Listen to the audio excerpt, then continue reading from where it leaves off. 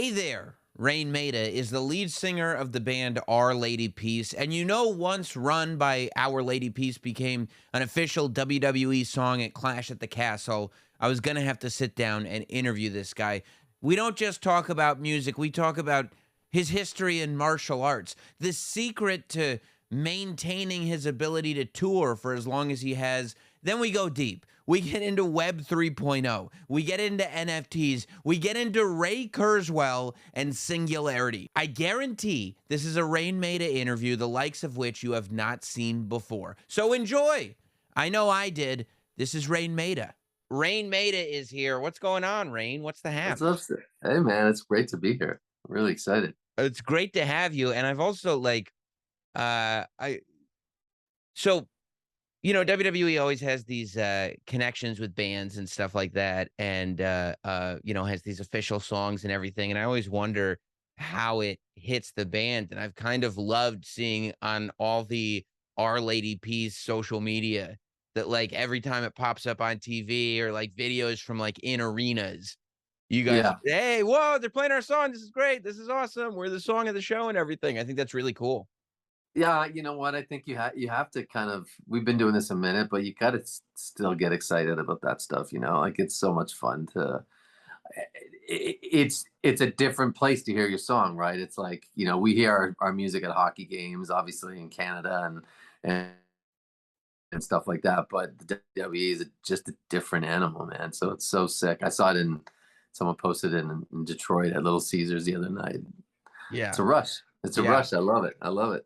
Yeah, and have you I mean, and it's amazing too, because I mean, you've been doing music for, like, 30 years at this point. You've had, like, kind of pretty huge success going back to the late '90s, so it's like being well received is not new to you, but it's really cool that you still get that rush out of people responding to your music.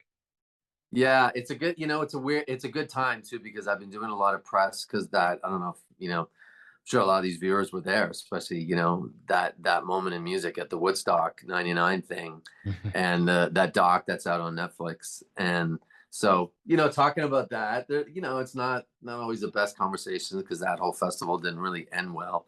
So this is a good positive thing to Yeah. talk about. Yeah, it's like, "Hey, were you guys responsible for the culture of the late Yeah, it's '90s?" like, And you're yo, like, I mean, we're still doing music today too, if you guys wanna wanna talk about how we've yeah, evolved, and what we're exactly. doing now. That's it. That's it. And I think this song, I don't know, who knows why, but this song is really, we made this record with Dave Sidik, who's, like from Brooklyn, the hippest hip producer kind of in the world.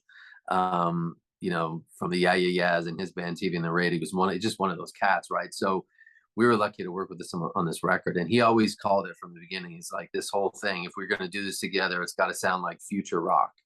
And we were like, okay, that's it. And I think the song Run has that element. Like it feels like, future rock. And it's definitely some elements from our past, but definitely pushing shit forward, which is cool. And is that how you are? Like, is that how you're naturally inclined? And, because there are people who, when To they a hit fault. yeah, oh, really? Like, you wanna get to what's next. I think so. Like, when we had like Superman's Dead come out, everyone was waiting for the next one of that, including our label. And we just went completely opposite and kind of threw them for a loop. And then we had a big record called Gravity was somewhere out there as a single back in like 2000 and something. And they wanted that again. We did that with Bob Rock, we did Metallica, and it was, really stripped down rock record. And then we went completely artsy on the next one. So it's like I don't know if it's bad business decision, but as a creative entity, it's just never felt right to kind of copy what you did just because it worked. Yeah, and also you get into this position where you have some success and you're like, "Look, we could just try to repeat this over and over again, or we could take advantage of the fact that we and in this moment, we can do what we wanna do," which is not a thing that's afforded to everybody, right? That's our fault. I think when you said it perfectly. I think it has always took advantage of the fact that when you have success, we have that moment where it's like we can go do what we want instead of trying to rely on what just worked. And like I said, I've never saw it as a bad thing. I think it's what's kept us together, because I think if we were to just have like repeated album after album and sound and try to like, just basically make this blueprint for what Our Lady Peace was, we wouldn't be together today. It's interesting because, like, obviously I'm a huge wrestling fan, and so I know what being around that WWE audience does. And I've talked to Neil, the music guy at WWE, about this, and he said like so many bands are kind of blown away because they don't realize that when you put a band's song on repeat in front of the WWE audience, like we tend to latch on to it. Like it becomes a part in that moment of whatever's going on with WWE, and the fan base kind of goes like, okay, we are interested in that. Like once that WWE stamp is put on something, I feel like there's this whole kind of wave of WWE people that go like, if I didn't know already, let me go check it out. Have you found that kind of to be the case? I think so. I mean, I think we're starting to feel it like on socials and where I kind of, just interact with fans and stuff. And yeah, it's amazing. I mean, I think that's the thing about the WWE. It's right. It's like the fan base is so hardcore there that you kind of expect that, and in an amazing way, obviously. Just the fact that they kind of take it as their own. That's so cool. I know you've done like martial arts all your life. Did you grow up a wrestling fan at all, or were you I was into it aware? all, man. Yeah, like Yeah. WWE, UFC, like anything. I hate to say it because I'm like not a pacifist, but I just love like the art of combat sports. Like there's a science to it that I really dig. Even boxing, like I love boxing. I just love it all. So it's yeah, it's not full circle, but it's like it's dope to be here right now. I'm always curious because like I know what I like about WWE and professional wrestling, and it's like, I'm a storytelling guy. I'm not like I watch UFC. I like UFC. I appreciate that, but I'm not that sort of combat sports. Like I watch a big boxing fight, but I don't really appreciate the art of combat sports the way some people do. And I always wonder, like with people who really appreciate that, how does that translate when you're watching wrestling, right? Because it's so different than a traditional combat sport, right? In the sense that the result is predetermined and everything. As a combat sports enthusiast, how do you kind of watch and appreciate? I mean, I don't know. I saw that photo. McIntyre posted a thing of his back the other day, and like, yo, like that's what's happening, right? Like that's how real it is in the sense of these guys are literally putting their bodies on the line for this stuff. And so when you break that down and you get into all the moves you're doing, it's all about angles, right? Like boxing, that's why I learned in boxing right away. Like unless you're like a heavyweight and you're just really trying to knock someone out, the footwork, the angles, all these things are so important in striking. And it's the same way with these guys. We got to know some wrestlers early on a while back, and yeah, like athletes. You know what I mean? Like true athletes and being able to do that night in and night out. Like that's what's impressive to me. Yeah, yeah, and I think people, and I'm sure you found this out, early on when you started working with WWE, that the level of seriousness that professional wrestlers take their craft, it's no different than any other athlete in their sport, right? Yeah, I find that I don't want to like let basketball players off the hook, but like the amount of shows these guys do a year, like the toll that takes on your body, and these guys don't quit, right? They're, basketball players kind of they've been the last few years, this what I can't remember what they call it now, like where they take games off, you Mhm. know? Like you don't do that in wrestling, right? No. You can't if you do it in the UFC, you're like out and you lose your payday. Like it's just a different mindset. So I know it's cliche, but these guys are like actually true warriors.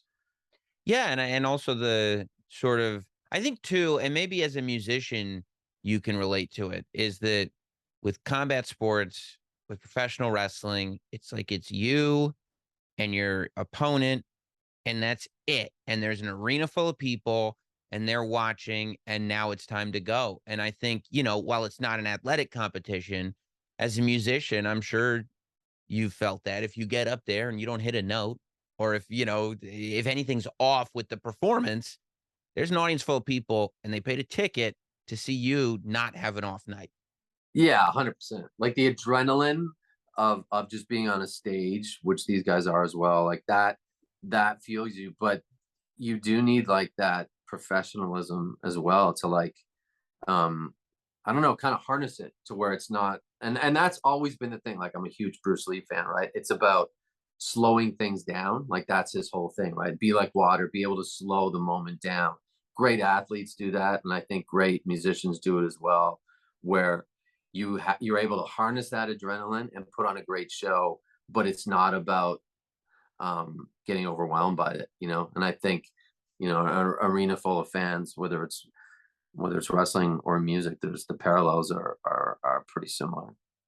Yeah, and I think there's a thing to the focus of it too, where you just focus on the singular task at hand as opposed to trying to concentrate on every single little thing that's going on or thinking about anything before or anything after. It's like all of your mental energy has to go in to this one thing that's directly in front of you.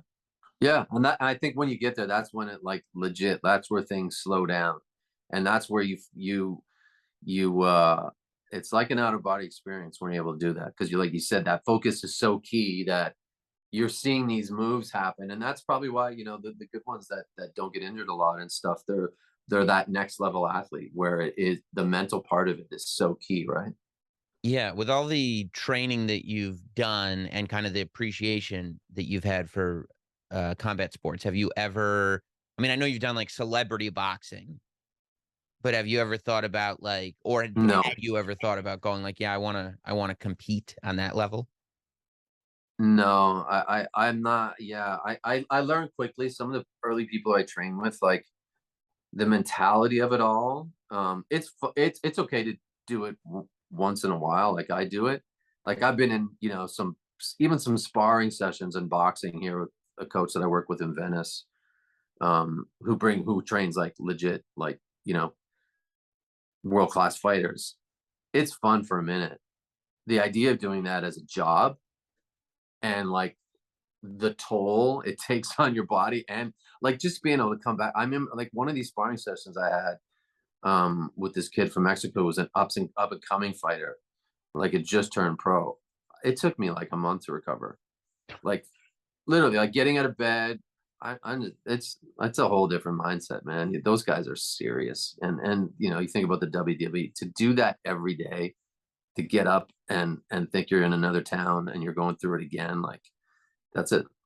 I'll stick with the guitar. Thanks. Yeah, no, I think about it sometimes just because not only do you have the grueling schedule, but it's like, you know, being a WWE superstar pro wrestler, like there's so many different elements to what you actually have to do, what it takes, whether what you're going to be doing on any given night, whether it's a live television show, whether it's just a live show in front of an audience, you get this tremendous hit of adrenaline for the 20 minutes or whatever it is, could be 5 minutes that you're out in front of the audience. And then you come back, you have to come down from that, you have to travel again, you have to go to the next town. It's like the way that those guys can and girls can turn that into their day-to-day life is, I mean, it's incredible. It's definitely not normal. Yeah. You know Yeah. what I mean? Like, and for me, it's I mean, look, I'm sure for these guys to recover, the only thing that works for me, literally for my voice, is sleep. Like, you can try whatever else. There's so many, you know, people talking about all these other, you know, cures and stuff, and teas and throat coat, and it's sleep. That's it. I think sleep is the true healer. So, you know, I'm sure for these guys as well, and like you said, and girls, like that's probably the biggest challenge, is getting like 8. For me, if I know if I get 10 hours of sleep, I'm gonna sing great the next night. Even if it's like 5 in a row or 6 in a row. But if for whatever reason you're on an early flight, or early, you have to get up early to do an interview. If I can't find somewhere to put together like 8 or 9 or 10 hours of sleep, it's a struggle. But you will, like, that's part of your discipline is that you'll go like, okay, sometime they don't all have to be in a row, but between the end of this show and the beginning of the That's it. next show, I need 10 different hours that I can patch together to get me Yep. there. Wow. That's it. And I'll plan my day around that. Like I'll literally like eat. at like 3 o'clock and then sleep for 4 hours before the show. And then I'm good. And it's one of those things where it's all math, which is crazy. It's so crazy because it's also like, then if you don't eat at 3 o'clock, you're like, no, I have to eat at 3 o'clock because I have to be done and digested by 4 o'clock because that's when I have to be asleep so that I Yeah, can wake up at 9 o'clock to be on stage at 9:30. Like that's wild. it's crazy. It's a little like there's a little neurosis with that stuff, but it's literally the only way to get it done for me. And I'm sure a lot of I know a lot of singers are the same way, and same with athletes because we're in a big basketball vacuum here in LA, and a lot of these guys, that's what they're doing. They're sleeping 2 hours before the game. Yeah. So do you have it like, do you have your, when you're on tour, do you have things set up for that? Like, do you have a bus that has a good bed in the back of it to make sure that it's not, rickety bunk sleeping, like it's real sleep, or what do you do? I've gotten really selfish. I need a hotel room, and that's it. Like no matter what city we pull into, I just have to have my own room where I. Otherwise, the bus is cool and it's convenient.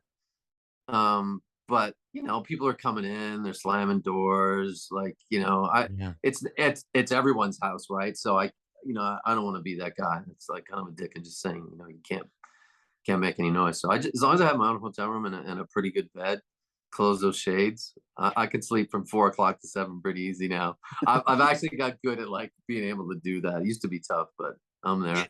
Yeah, you also have to know, okay, I'm gonna be able to lay down at 4 o'clock and it's not gonna take me an hour to fall asleep. But like you're good at, okay, now it's time to fall asleep. I'm just gonna It's fall asleep. exactly, yeah, yeah. It's weird. Wow. You have Yeah. to be able to turn it off, right? It's gotta I be a consider switch. it, I consider it like part of my like skill set now. Like part of being able to hit notes and play guitar and do those things. Being able to sleep on cue is almost as important. Yeah, it's a pretty amazing skill. And it's interesting that like that is one of the first things uh over SummerSlam weekend. I saw this interview that Triple H did, and it was one of the first interviews that he had it was like a press junket type interview, but it was one of the first things that he had kind of done publicly since taking over as the creative and the talent relations guy at WWE. And one of the first things he said was he talked about, because he had his health scare a while back, and he talked about finding, he was like, it's really beneficial to sleep. And that Yeah, wasn't, and it's because for so long we've lived in this weird kind of hustle culture where you're supposed to, no, no, don't sleep, don't sleep. And it's like, yeah, I don't know. I don't know if that's best for maintenance. I love that. I hope we get away from it. I agree because like yeah, it was like almost not cool to sleep because it means you weren't working or hustling enough. And I yeah I mean you look at a guy like recently we found out Cody Rhodes is like a big fan of the band. And I've always looked at that guy and I'm like, he always looks great. I bet you that dude sleeps. Yeah. Yeah. It's like everybody wants to be like a rock star, but it's like, okay, you have to sleep and hydration. I'll bet they drink a lot of water. 100%. 100%. Yeah. Have you always been kind of a health conscious guy? I feel like, as you go back and look at all the interviews that you've done over the years, it's sometimes difficult to determine when something was done 10 years ago because you kind of look exactly the same. Yeah, I mean, I've always kind of like my body's my temple kind of thing. So I've definitely been a more on that tip. Um, I think just our line of work, it's helped longevity for sure. I was reading a story the other day of some artists that play guitar, and like as they get older, like they're on such like serious meds for the pain, like just slinging the guitar, a Les Paul around your neck night after night. As you build a career, like that stuff starts to like just break down your body. And so even people like Prince, like they said, like he overdosed because he was just on so many pills from his body because he was a smaller guy and was carrying guitars and basses, on his back every night. And so that's yeah, definitely has helped. I go back. My dad's a fifth degree black belt, Oh, so wow. I just attribute a lot of like that sensibility, whether I really liked it or not. I just got handed down to me in terms of like he's 75. He runs like 4 or 5 miles a day. He does martial arts at least 3 times a week.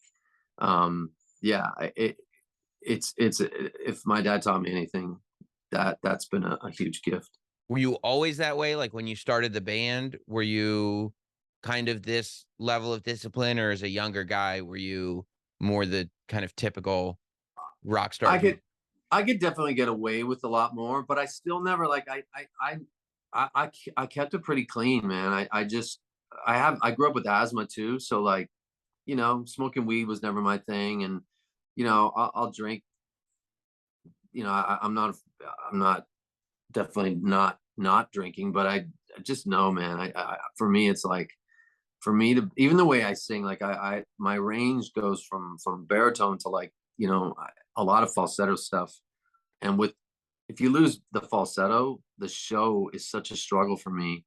And so again, like with the sleeping or anything else extracurricular, if I always notice that, oh man, like it's not clear tonight. My falsetto kind of just and I hate that feeling of like I think you said it before, like you're not giving audience paid to come see you, man. It's like, yo, that's not fair. That's not good. That's not bad business, and it's not who I am as a person or an artist. So just trying to it took me a while to find that balance, but definitely last like 5 to 10 years, totally like aligned and having so much fun.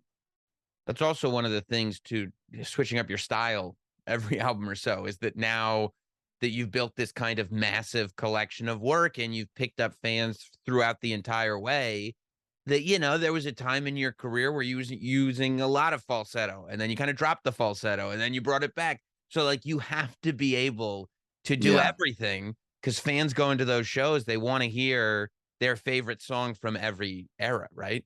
that's it. Yeah, I can't cheap out at all anymore. So it's weird. Like it's actually become more of like I feel more like an athlete than I ever have as a singer in a weird way over these last, few albums for sure. Definitely going back to the falsetto. It's like shit, I gotta like this is work, man. This is really actually I'm not gonna say it's difficult because I get to be a musician for my job, but gotta pay attention to the details, man. Like it's Yeah. so real.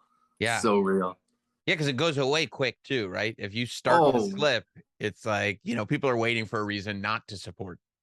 I actually had COVID right before, like probably 2 months before we went on tour, and what I never really got that sick, but I always had this like weird throat thing for ages, and it took me probably only until like a couple months ago where my falsetto, like I really judge all my shows, but my falsetto was really clear, and it's only come back over the last couple months. So it's like it's a work, man. It's like building a muscle back. It's all that stuff. Yeah. When you tour, how long do you like to go out for? And in a shot. I mean, I think if we're good at like 6 weeks to like do a like go hit it hard for 6 weeks, take a break, and come back. Because you don't want to get. We used to be able to do it for longer. Now I just feel like, yeah, to put on the same show every night at that energy, especially we do longer shows. Like, got to keep it somewhat normal. Come back, recharge. People got kids and families. It's like that mental part of it is really important as well. So that's kind of like 6 weeks is good for us. Do you like that sort of having a family rock star life? Because that's a big change, right? It can be a very selfish sort of profession, any type of performer, not just like what you do, but whether it's a Yeah. musician or a comedian or an athlete or whatever. I mean, it's a generally very selfish thing, because it is all about you and your band or whatever it is. Once you have a family, you have other people that you should be thinking about kind of at all times. Like, do you like that it kind of shifts your perspective? Yeah, I mean, I don't know. Maybe I just justify it. I think being away makes you appreciate being home. Mhm. The relationships, like you got to work at it a little bit more. Thank God for FaceTime and being able to like get in front of your face with your kids when you're away or something goes wrong. And my wife calls me bitching about one of our sons. It's like I'm pretty much right there now as Mhm. well. I'm on FaceTime in the kitchen, being like, "Yo, get your shit together, go clean your room or whatever." And it's definitely easier. But I don't know. Other than that, like I thought I was cool. My kids do not think I'm cool. They just think I'm another dad, right? So Yeah. that's funny. It's funny. One of my oldest son is a musician, like for real. He's like super talented, made a record, starting that journey. So for that, on that front, it's like it's pretty amazing to be able to not even be truly hands on, even though I'm a little bit hands on, but like just help, like have like actual like practical advice and stuff that's in real time. Like that's pretty cool. Yeah. Yeah, and I mean, I'm sure it goes back to you as a younger man kind of getting into martial arts and your dad being there to help you, right? It's funny, man. It comes back to that. Like it just comes back to the discipline, and that's what that was. You know, martial arts, especially with learning katas and stuff like that. Like it's so intricate. You have to be so disciplined to finish those things. And music these days, you know, like it's tough. An artist is like it's that Jay-Z thing. Like you have to be a businessman. Like you have to just control your so like your social media is so important these days. There's not these big support systems anymore, so you have to do it all yourself, which is crazy. But at the end of the day, you get to own it yourself as well, which is kind of cool. Yeah. Yeah, you have to do all the work, but you get to have your hands on your stuff now. You can kind of see the way all the sausage is made. I feel like there was a time in a lot of businesses where people were pretty protective over different parts of it because they wanted to protect their own job. Like, no, no, no, no, no. You don't worry about this. I worry Right, about right, this, and you right. didn't know. But now that you can just kind of get on the computer and interact directly, you're like, no, I think I can do this myself. I mean, I get that it's work. I think I can do this though. That's it. When we first started, it was like you make a record, you give it to the label, and then we just go on tour and they do it all, you know, like everything, Right. all the marketing, all the promotion, all that stuff. And now you have to be your own little marketing machine, your little own little promotion machine. But I think the rewards for these kids that have that sensibility and get through it, they literally own their songs, like 100% of their music, which is that's a paradigm shift, man. That's a big shift. I mean, that had to be unheard of when you were coming up. The idea that you would Unheard like, of. can you imagine early on saying like, "No, we wanna own all our own stuff." If I owned my own stuff from day one, I love you, Sam, but I wouldn't be sitting here. I'd be on an island, man. You know what I mean? Like Yeah. I play the shows I want to play a few times a year, but yeah, it's just a different thing. Like ownership is like, you know, I'm a big like Web3 blockchain guy. Like that gives artists the ability to like truly own their stuff again and now connect directly to your fans without like all these middle layers. That shit's cool. When did you get into tech and stuff? Because 'Cause I've heard you talk a lot about, Web3 and even like, automated, driving and like all that stuff that we're right on the cusp of. I mean, for real, it was we were working with Bob Rock in Maui making he just did that Metallica documentary, that Mhm. record. And this is when the whole Napster thing blew up, right? And Metallica went hard, like Lars went hard at Napster and Sean Fanning. And I'm sitting there thinking, well, it's interesting because we're sitting in Maui and Bob had built a different studio, it was digital. And so we're recording on it's called Pro Tools. So it's like whatever one records on now and no more tape machines. It was really like you could record as many times. So I'm like, technology's helped us as artists to record. Like it's pretty cool. And technology's now shifting the way people listen to music. I don't know if that's so bad. Like I get it. There's going to be growing pains and how this gets worked out. Artists got screwed, obviously, and still are today. But I never discounted technology from that point. So from that day, I was like, got to work with it. Got to find ways to make it work for creators and artists. And anything that I'm involved in right now, building and launching, is really about. It's really just about connecting fans directly to the artists, you know. And so Web3 definitely does that. It lets you own that community instead of, you know, a social media site that doesn't really care or can change an algorithm in a heartbeat, and all of a sudden you don't have that reach anymore. It's all those little things that matter, and so I think we're getting there for sure. Yeah. Yeah, and I think that that's also when you really look at the big picture of what Napster was, that's what it was. Like it was the most direct kind of intimate. I'm not going to a CD store to Yeah, buy your album and then taking the physical thing out and then putting it in. It's like I'm with my fingers, on my computer in my house going to and directly getting that music off of it. And I think that, that first wave yeah, the artist got totally screwed, obviously. But ultimately, that connection that was built was what never went away. And I think is what you would trace back to the fact that now young artists can own their own stuff and put their music out directly electronically. Yeah, that's it. That's it. And so I just chose to like embrace it. I read a quote way back when, this guy that wrote a famous book, he just said, like, with every new technology, there's always a downside. So that was the downside. It's like, okay, this is really cool. You have a million songs in your fingertips. Just how do we get the artist paid properly? And that's still being worked out, but it's slowly getting better. And yeah, the future, I think the future is bright, man, which is pretty cool because no one was saying that like 4 years ago. Yeah. Yeah, and I also think that, there was a time when like I like that the fact that you guys can go like, yeah, let's create this partnership with WWE and you guys play our song and we'll get new fans, we'll make some money and it'll be attached to this pay-per-view. Like that's a great thing that was kind of I think there was a period of time where that kind of, you know, partnership was looked down upon almost, and I think that that's totally over, right? Like that thing that was never really based on anything is Man, over, and I I think told that's a good thing that that's done. I told this story a couple days ago. I can't remember to who, but it was maybe my son. I think actually it was my kid because we were talking about the business and like he hates TikTok. I'm like, yo, you can't hate TikTok. You're a new artist. You gotta like embrace it, use it the way you want to instead of letting it use you, but you can't say no to it. And I was like, there was this show a while back. The first Skip Bayless show on ESPN called, it was called Cold Pizza, like a Yeah, morning yeah, show, yeah. right? Mhm. Big ass numbers, like tons of people watched. And our label president at the time at Columbia, New York, this guy Donnie Einer, who I love and was great friends with, came down like, "Hey, you guys should do Cold Pizza. You got a big hit. Like, let's go play it on the show live." And I was like, "A sports show at like 7 in the morning? Like, no, that's not us, man. Like, we play at night with lights and like, I'll do Fallon or something like that, but I'm not doing Cold Pizza." Bad move. Like, bad move. Yeah. You look back on it like, "What was I thinking? That was I dumb."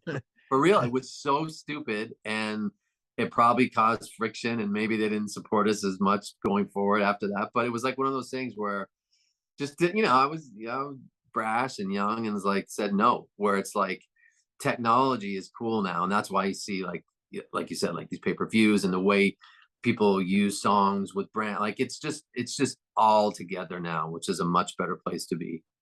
Yeah, I mean, as a WWE fan, when WWE put just everything online, they were like, "Hey, how about $10 a month? You can have our entire library of content." I was like, "Well, number Yeah. 1, I don't know what I'm gonna do with these closets full of VHS tapes that I've had since I Right, was right, a kid." right. But the fact that, like, I love that once they get a little older and then I can get their attention spans up, that, like, my kids, I can show them anything that I watched as a kid, and it's not and it's even if it's on YouTube, like, I run into young people all the time where it's like, I'll ask, like, 12-year-old, "Hey, who's your favorite wrestler?" Just to kinda get a gauge, and I've literally had a 12-year-old go, "Well, you mean now?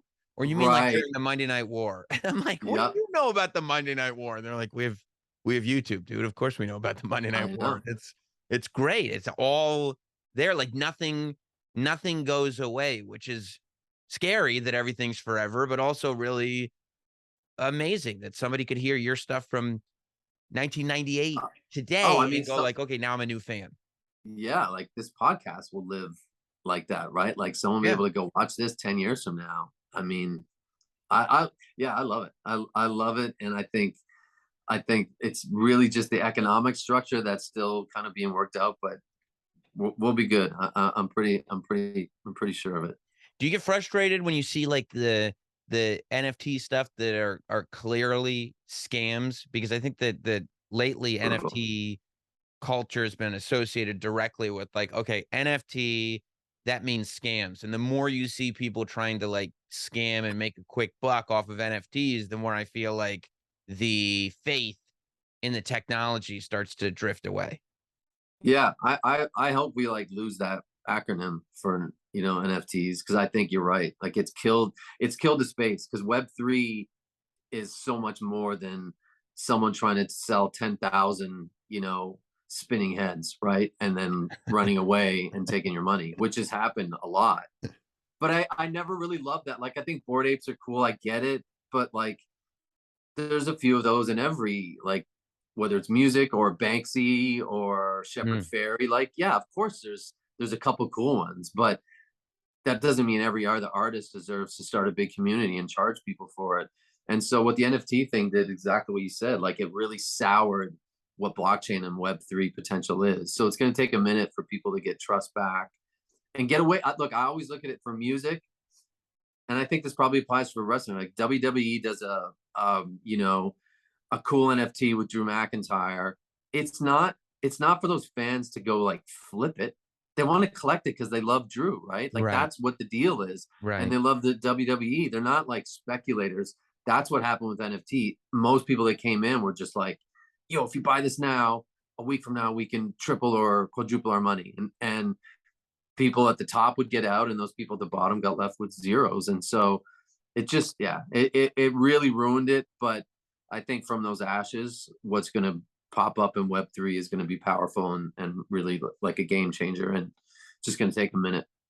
Yeah, and I think you bring up a great point about something being behind it, right? Like it's not just yeah, this guy who you've never heard of did a drawing on a Right. computer. You should go buy it because I said so, and then we can flip it. It's like, no, I'm a Drew McIntyre fan. I'm gonna buy an action figure. I'm gonna buy a trading card. It's like I'm gonna have one of these 30 Yeah. NFTs, not because I'm gonna go try to sell it immediately because I'm a fan of Drew McIntyre. Same reason I have a big foam sword or whatever, whatever he's got for Exactly. Drew, right? That's it. Like, Yeah. and I look at it, you parallel to music fans, like people don't go buy like Our Lady Peace exclusive, like cool colored vinyl to go resell it. They buy it because they actually want it and collect it, and it's theirs, like it's personal. And I think that's where this thing goes pretty quickly. It's just the last 6 months has put a bit of a dent and shocked people a bit, and it's okay. Like it goes back to that same thing with all new technology. There's a downside. That's the downside. People got in and exploited people really early that were newbies to the space, and now we just gotta build trust back. And I guess that is what happens. Like the positive stuff is always the stuff that kind of lingers. You know, that the negative stuff, like it'll hit and then it'll go away, but like what's left over is the stuff that really counts, that is going to kind of hopefully move everything. Who knows what society forward. Yeah, you said it. I think you made a really good point, and I don't know if WWE are doing NFTs, but like, of course you're going to trust their stuff, right? It's like it's the WWE. Yeah, Yeah. like, and I hope people that have bought our stuff are like, yeah, I mean, this band's been around forever. We know Raine's online. We trust him. It's not just some weird name on a Twitter feed that you have to put trust and faith in, right? It's like, so brands will, I know like Starbucks is launching some big thing in the NFT space. Like, yeah, I mean, Starbucks is going to be around, so Right. it's the trust part of it is really big. Yeah, it's probably that's how big of a wrestling fan I am. The first time I looked at something at an NFT where I was like, okay, maybe. Like it was actually really recently. They were like, we're putting out a series of 3 Shawn Michaels NFTs. And I was like, I don't know about this NFT stuff, but let me look into this because I'm a Shawn Michaels fan. Let me I like went to the website. I was like, okay, I get this. Like that's cool because it's Yeah, HBK. Like I get like, you know what I mean? Like I got for that. sure. So yeah. Yeah, What about are you an AI guy? Are you an artificial intelligence I am, man. That's crazy. guy? Like we did a record in 2000 called "The Age of Spiritual Machines," based on Ray Kurzweil, who was like Yeah. kind of the king. Like he's the guy, right? Singularity. Yeah, yeah. Singularity, exactly. Oh man, I love you, Sam. And so we just did spiritual. This record and Run is actually from a record album called Spiritual Machines 2. So it's all like, where are we? How much? We're like, within the next decade, we're gonna see like Singularity happen. Right. And like I don't know if you heard, like this dude at Google got fired because the AI that he Yeah. was in charge of developing asked to not be treated like a product anymore, but be treated like an employee. And it's like, whoa, that's a machine like having some sort of consciousness now. So I mean, we're so close. What I love about Ray, because I spent a few days in Boston with him, because we used him as a hologram on this last tour we just did, which was crazy to have him on stage with us as a hologram every night. But his shit is all really positive. Like he thinks where everyone else. I mean, we're all suckers, right? We watch movies that are all like, the Terminator and machines are going to take over, and it's like the scorched earth.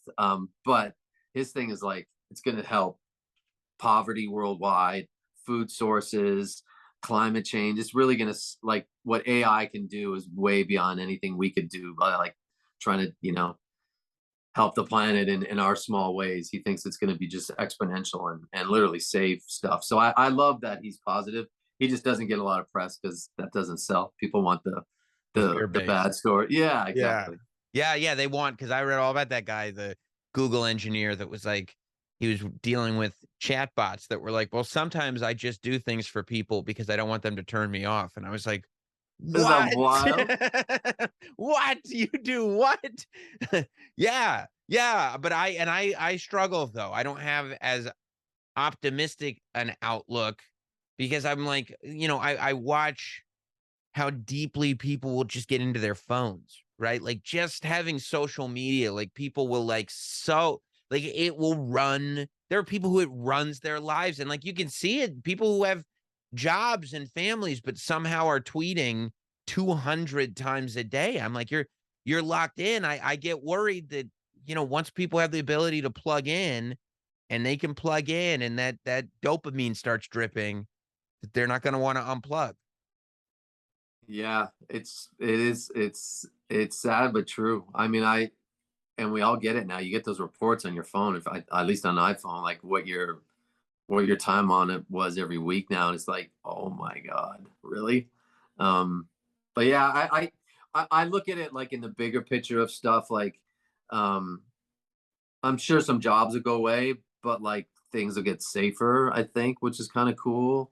I mean, you think about an airplane, like no one flies a plane anymore, right? It's all computerized, and you just take that to the next level of whatever. And I just, yeah, I get it. I think as a culture for sure. Like, I mean, the fact that I'm sure I'm going to get fed WWE stuff after this on my phone because we're talking about it and it's listening all the time.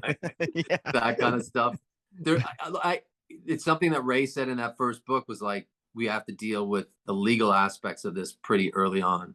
And I know even Elon Musk has like mentioned it a few times where it's like, hey, like who's trying to figure out when a machine does become Satan, or whatever the word is, it's like passes that Turing test. When can we just shut it off? Like we say it's conscious and everything, but do we still have the ability to say, nope, we're shutting you down? That's Machine important. rights.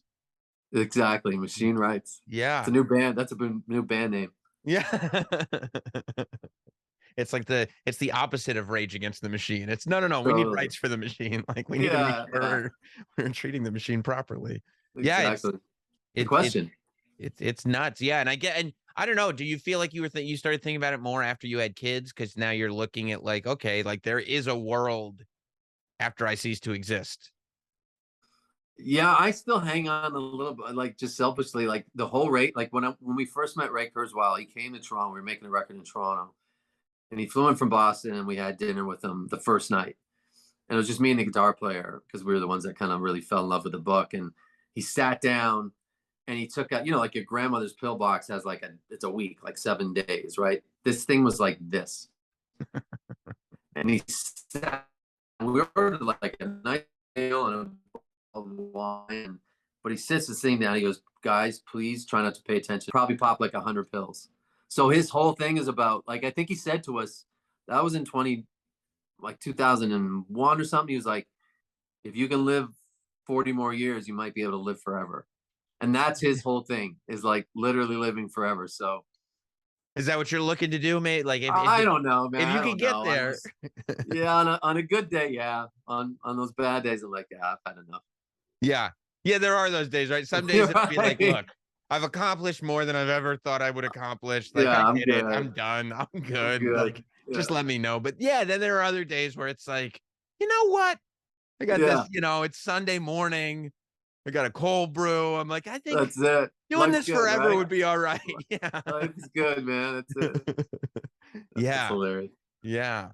Awesome, man. Well, Run is the song. Our Lady Peace is the band. Is there anything that you want people to specifically be aware of, or obviously I social media mean, and everything? And yeah, yeah, we're everywhere. We're on all the social media sites. Our new album that has run, Spiritual Machines 2, is wherever you listen to music. And I can't thank you enough, Sam. That was pretty amazing, man.